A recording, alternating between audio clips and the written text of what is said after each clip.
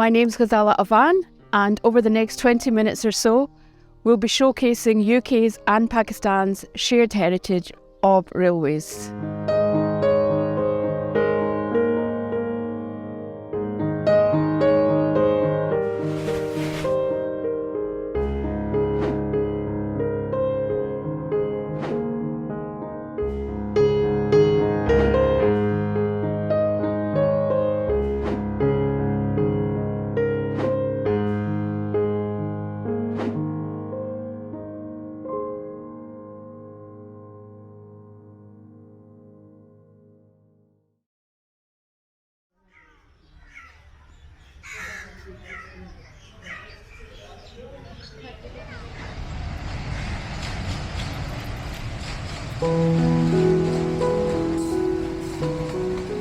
Train journeys in popular culture and personal imagination evoke a romance of the bygone, of arrivals and departures at the junctions of history itself.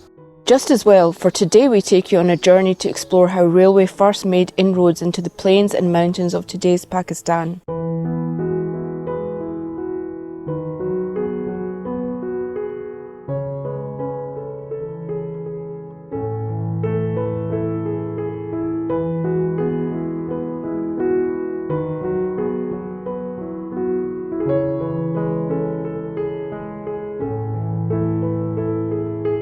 हमारा जो maximum infrastructure है ना, that is from pre partition, यानी इस इलाके में पाकिस्तान का जो हमारा रीजन है, यहाँ पे 1861 में ट्रेन शुरू हुई थी। और ये जो हमारा पिंडी डिवीज़न है beyond Lala Musa and up to Peshawar, यहाँ पे तकरीबन ट्रेन आई थी 1870s में। और यानी ये जो हमारा रावलपिंडी स्टेशन है मेरी बैक पे है, ये 1879 इसमें ये बिल्ड हुआ था। 1881 में जो है नहीं ऑपरेशनल हुआ था।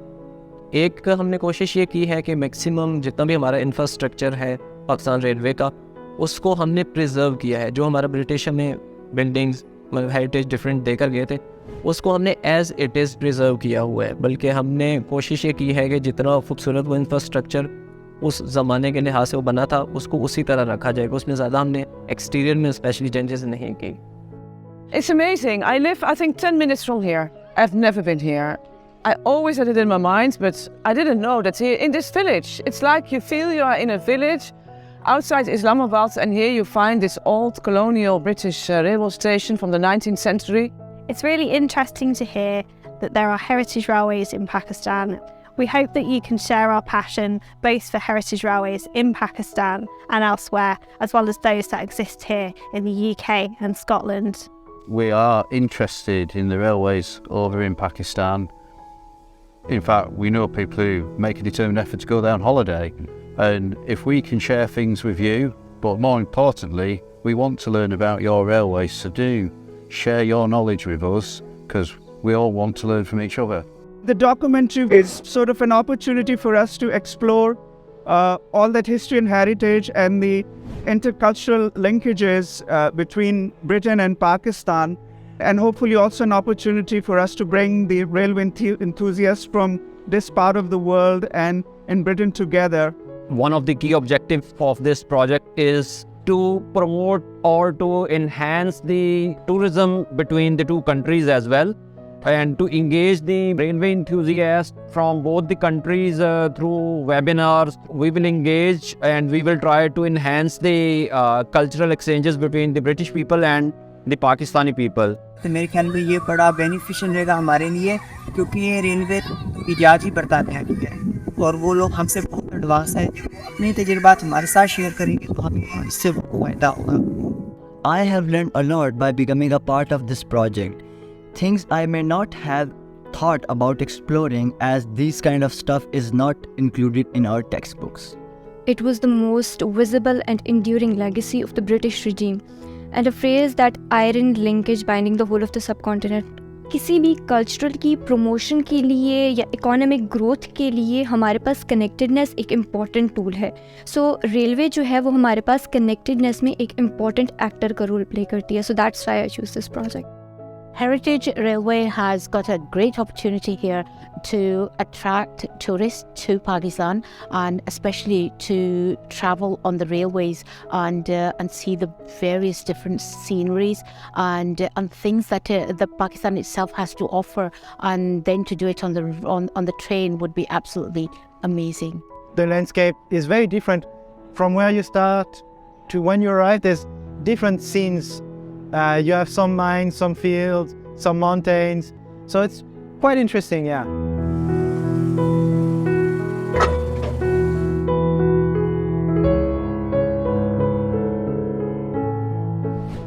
Join us on our journey across the UK and Pakistan as we visit some of the most beautifully preserved heritage railway stations.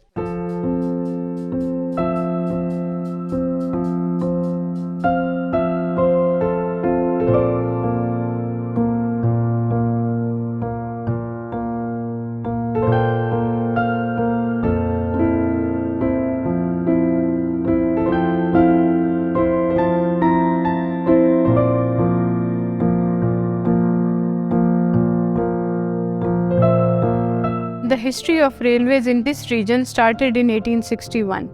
This museum displays the antiquities related to all the time of railway in this region. This museum is comprised of two main galleries and a waiting room, where the furniture is displayed like a classic British waiting room. It's a control room phone of 1920. You have to listen from here and have to speak from here. ये हमारी Pakistan railway के लिहाज से एक बड़ी effort है कि हमने कोशिश की है जितना राइट फ्रॉम द बिगिनिंग, और अब तक जितनी भी रेलवे में डिफरेंट डेवलपमेंट हुई है, कौन कौन सी किस चीज़ इंफ्रास्ट्रक्चर के लिहाज से मुख्तलिफ टेक्नोलॉजीज़ की, वो सारी की सारी चीज़ें हमने, यानी आपको 1870s 1860s की जो रेलवे है वो चीज़ें भी वहाँ पे आपको मिलेंगी और मॉडर्नाइज चीज़ें भी आपको वहाँ पे मिलेंगी. This place is steeped in history, and for a railway enthusiast, it's a real dream. I just feel a sort of both affection and reverence for this place because of the place that railway occupies in the history, but also because we Pakistanis think that our history sort of begins with 1947. This is from far beyond that. It's just beautiful coming here. It's very quaint. Interestingly, it was the railways and the coal that brought about development. But when you come to this place, the sort of ambience that you get is from before that time. And it's just beautiful to be here, to sit and relax. The objective is to engage the youth so that they can explore the legacy in the context of railways which has been left by the British in the subcontinent. By utilizing the students from our department, our objective is to provide the young minds with the enriched history of British railways which has been established by them in the past, so that they can transmit this rich history to the coming generations.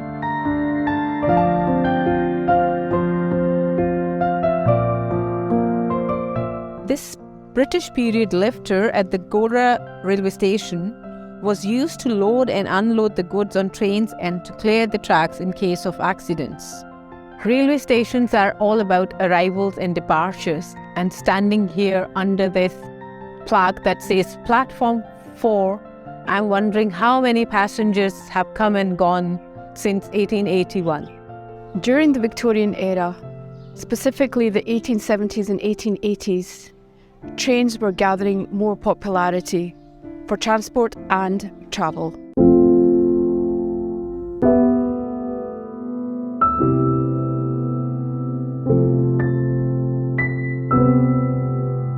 Last year हमने एक यहाँ पे safari train शुरू की है up to अटक खुर्द, और time to time हम उसको विद स्टीम इंजन भी चलाते हैं, अदरवाइज़ हमारा डीजल इंजन है वो उसको लेके जाता है. तो ये एक हमने कोशिश की है जो हमारे रेलवे एंथुजियास्ट है उन लोगों को भी लाने के लिए, जनरल पब्लिक के लिए भी.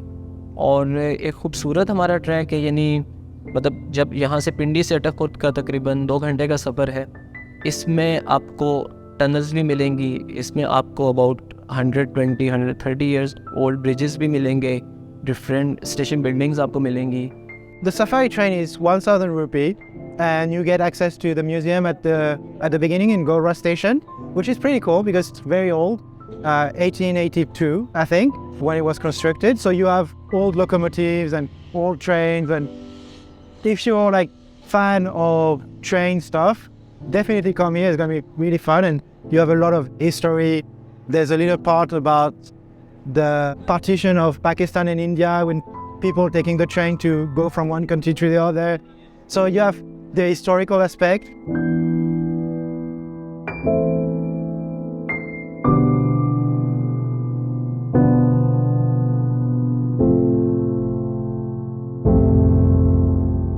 After walking for about 15-20 minutes on those amazing train tracks, we've arrived at another amazing feat of engineering, this bridge that was built in 1881 by Westwood, Bailey and Co. engineers and contractors in London. Aurangzeb, I'm wondering if this company is still in existence. I wouldn't know, but I do wonder about how they built this massive structure. This was apparently, all this was built in London and brought here. So it does make you wonder, doesn't it? Yeah, it does. As a child, I remember in the 70s, this used to be the only bridge across River Attock. And at a time, they would only allow traffic from one side to move through this. So we waited on that side in a bus, and it took almost an hour for traffic from the other side to clear up, and we waited all that time. But later on, they added a bridge up the river, and then much later another bridge came up. So those two bridges are now open. This one's closed to public, only allowed for the railway. That reminds me of the Forth Road bridges in Scotland. Same story there as well, like 3 bridges parallel to each other. It's amazing to see the structure standing still pretty strong. Yes. After all those years. Yeah.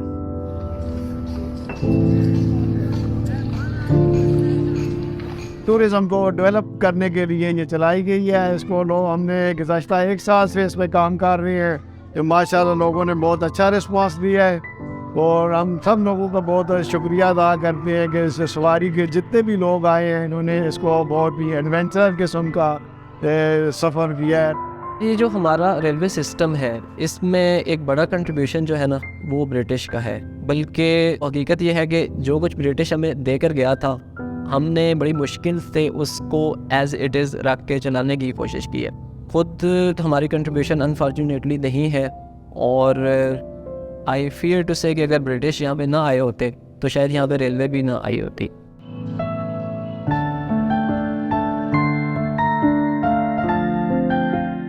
The Lahore railway station was built right after the 1857 War of Independence. And when the railway project was brought into Punjab, this was the administrative center. From here, the railway was expanded into the rest of Punjab. Lahore is a historical city. It's also a commercial and cultural hub of Pakistan. Stations like this is where you see all the people coming over. The freights, the commercial, the merchandise goes from here. You see the cultural exchange happening here. You also see history here, right here. Talking about Lahore railway station's history, 2 interesting events are worth mentioning. In 1875, the Prince of Wales, who later became King Edward VII, came to Lahore. He was welcomed with banners and a triumphal arch fixed near Lahore railway station. And in 1955, a film crew from Hollywood and London landed in Lahore to shoot some scenes for their film Bhavani Junction.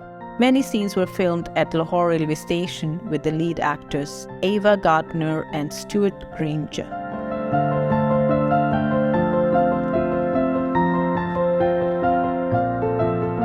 The highest number of students from all around the country usually travel through this means of communication and transportation. So it's a great idea for the authorities over here, to develop this institution not just as a means of transportation and communication, but also as a tourist industry.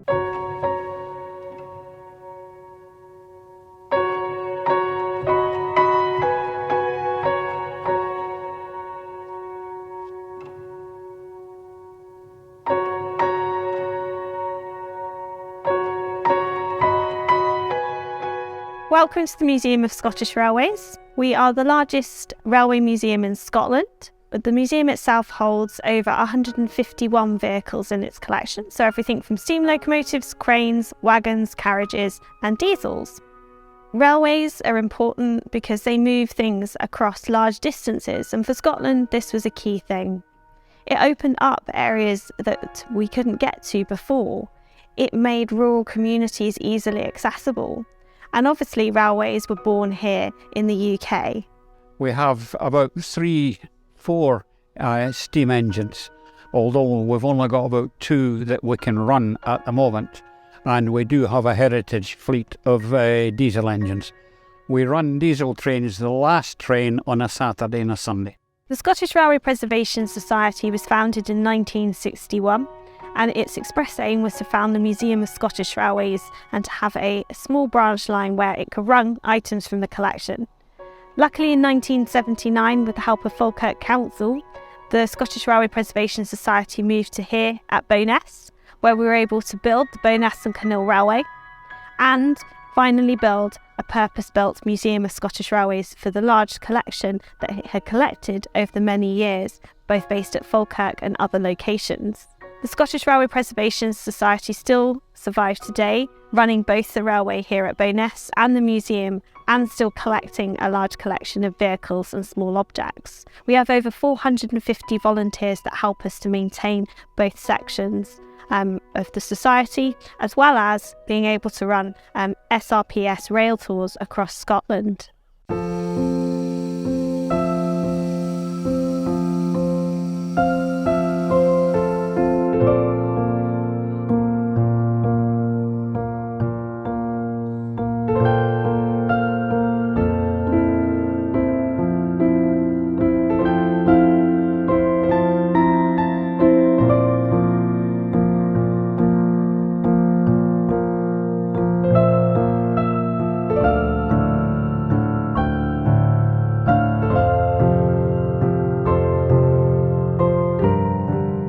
The railway enthusiast community is actually very international looking, and here at Ravenglass, this railway is known about all over the world because it was one of the first big miniature railways that was built in 1950, and the things that went on here over its sort of long history we use as inspiration in the Thomas the Tank Engine story. So the 3 small engines were all based here, and the film that was made and some of the books that have come out were all drawn on scenes and stories that happened here. The Reverend W. Audrey visited, and one of the things that comes out of his books is that little railways like this are fun, and that is something that appeals to all generations. The technology that's there is the same as you would find on railways throughout Pakistan. The steam engine is just smaller. It works exactly the same way. Yeah. And we're kind of keeping those skills alive here in the UK. Yeah. And one of the things is we use little trains, which are nice and full, to take people up to see beautiful scenery, and along the railway that they've been doing it on more or less continually. What role does Heritage Railway play in drawing in tourists? Well, the tourist industry in the UK is enormous, and the Heritage Railways, there are nearly 200 of us, is a major part of that. The value to the British tourism economy is actually into billions of pounds. These aren't just quaint little railways, there's a whole variety of things. Here at Ravenglass, we're in the Lake District National Park, and that UNESCO World Heritage Site, and the Heritage Railways are an important part of the tourism economy because it illustrates a lot of key elements of British history, its science, its engineering development, and as well as being jolly good fun as well. So we do get and tie in with educational visits, or people wanting to learn about the past. And really, what better way to illustrate it than having a steam engine? And how many passengers would you have coming in every year? In a normal year where we're not having to deal with international pandemics and things like that, we would have around 100,000 visitors a year.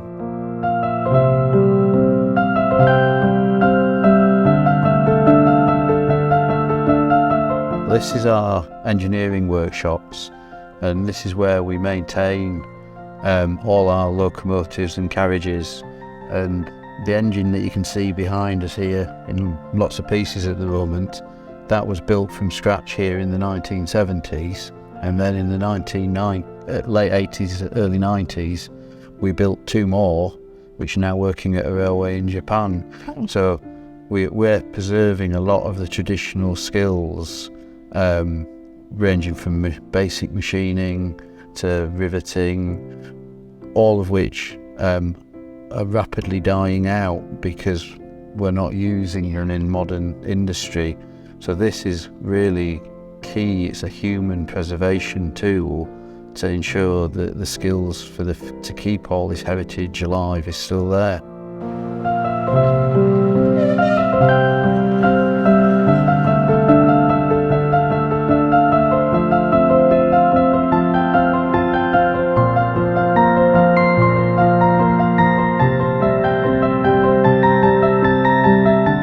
I've been working here for 4 years now, but I've been driving steam engines for about 15 years. We had folks here the other day from Australia. There's folks come from all over the UK. Yourself come from Pakistan as well. Sort of a little hidden gem in the Lake District, but everybody seems to manage to find us.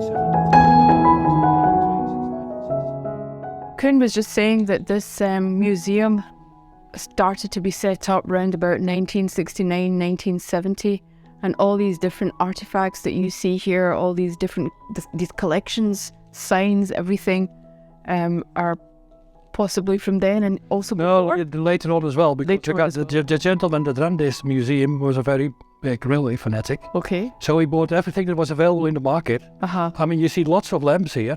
Yeah. And here. And they are all, I mean, he just bought it all. He watched it all. So you won't find it on the market anymore nowadays. Okay. So, you know, it's really big treasure. It's really very big treasure. Yes. And, you know, it's this lighting here on the first uses of batteries. Okay.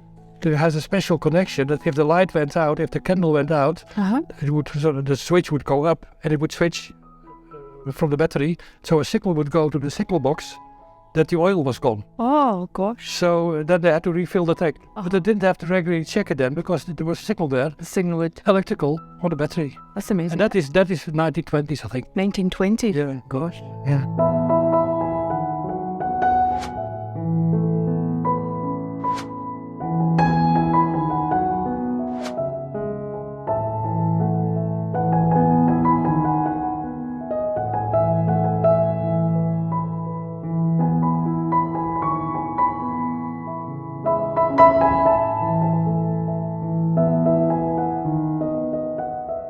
What does this particular railway, Battle Heritage Railway, do to promote tourism?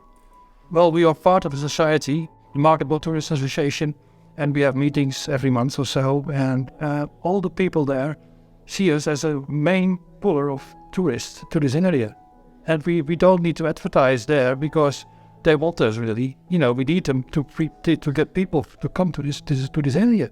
Yes. So that is one of the main reasons why we do our work here. Yeah. So it brings in tourists anyway. Yes, it does. And here, I haven't got the numbers, but you know, there's a lot of people coming to this line actually.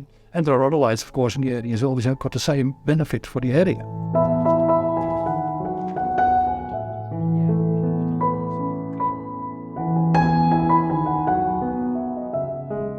Cohen, if there was something that you wanted to say to the railway, heritage railway enthusiasts in Pakistan, what would you say to them? It's very worthwhile spending your time there. I'm a volunteer here, but it's a good way of spending your time, really. And, you know, it's my big love. As I told you before, since I was 4 or 5 years old, yes, I've always loved steam engines, basically.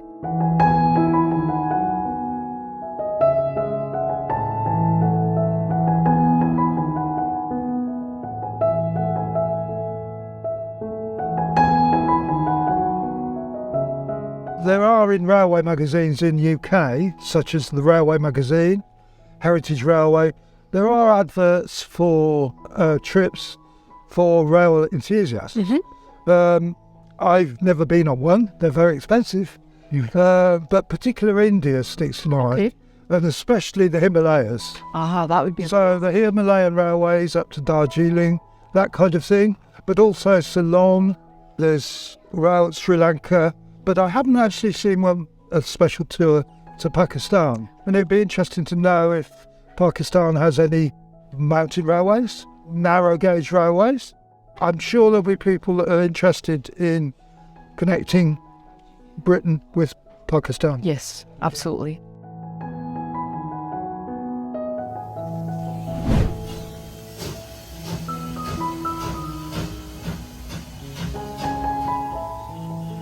They've got local volunteers who come of all ages, people that are 75, 80 years old, and young people that are 18 or 16 or 17 years old. My name is Lewis. Today I'm at Shackleton because obviously I'm a volunteer.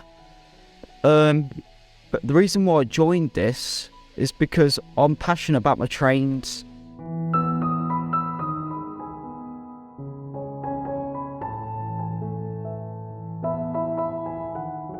What I think is really special about this place is that you get the opportunity to sit on trains which take you back hundreds of years, and in addition to that, it's actually supporting the local economy.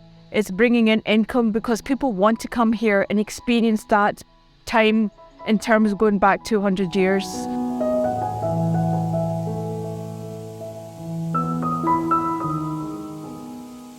We're about to embark on this incredible train journey on the Jacobite.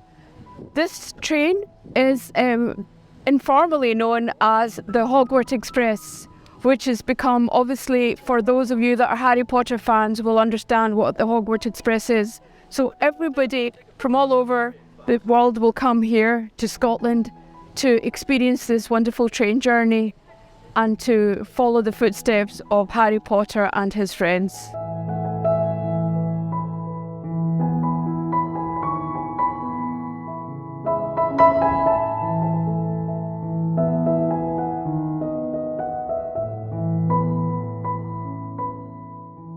The Jacobite steam train is one of the most iconic and well-recognised trains in the world. The Glenfinnan Viaduct is a whopping 380 metres long, making it the longest concrete railway bridge in Scotland, and it crosses the River Finnan at an impressive height of 30 metres. If you're a history buff, you may be familiar with this structure due to the area's significance in the plight of the Jacobites, or if movies are your thing, you might be more likely to think of it as the Harry Potter Bridge. Either way, or even if you have never heard of Glenfinnan Viaduct before, there is no denying that it is an incredible piece of architecture, and the stunning surrounded scenery is rival almost to none.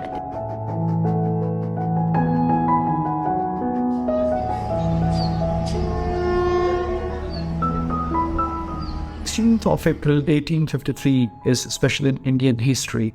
It was a public holiday. At 3:30 p.m., as the 21 guns rolled together, the first train carrying Lady Falkland, the wife of Governor of Bombay, along with 400 special invitees steamed off from Bombay to Thad. Ever since the engine rolled off the tracks, there have been new dimensions to distances, relations, and emotions. Abbasin Express, Khyber Mail, and Calcutta Express were not just the names of trains, but the experiences of hearts and souls. These are the dialogues that I have had with myself while sitting by the window or standing in the door as a train moved on. In the era of cloud and Wi-Fi communications, I think these moments will ring a bell or two. As I've traveled throughout the length and breadth of Pakistan, I've seen that these train stations are not merely the stops or the junctions. These are the stories in themselves. Stations like Monabad, Shilabag, and Chakamru have the characters of their own. You just need to listen to them. Please remember that you're responsible for telling these stories to our future generations.